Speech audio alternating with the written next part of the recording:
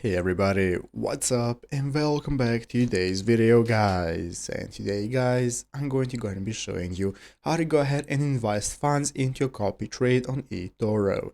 This is a very simple thing to do, so make sure to watch this quick and easy video till the very end, follow my steps correctly, so you can make sure that this works the same for you and you can do this yourself. But yeah guys, let's get straight into it. So the first thing we want to do is to go ahead and open up the official eToro website if you're not already by going to eToro.com right here, and from here you're going to see this main page with the join eToro option. This is going to enable you to sign up for an account if you do not already have one. If you have one, just go ahead and use the login button to go ahead and log into your account.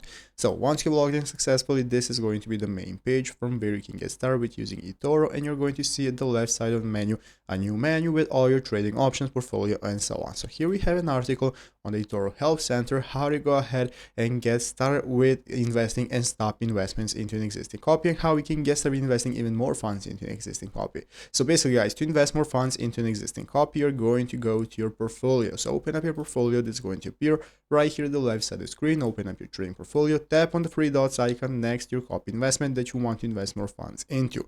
So after that, you can click tap invest more. This is the button that's going to appear. This is what you want to use to invest more funds into your current copy and a current trade, and then enter in the amount that you want to invest more. After that, click tap update to confirm, and just like that, you are going to be able to confirm your investment and invest more funds into your current copy of a trade that you're doing, and all of that is going to be findable right here in your trading section at the left side of the screen. So I hope this video was helpful. If it was, make sure to leave a like, subscribe to the channel. Thanks for watching, take care, and bye.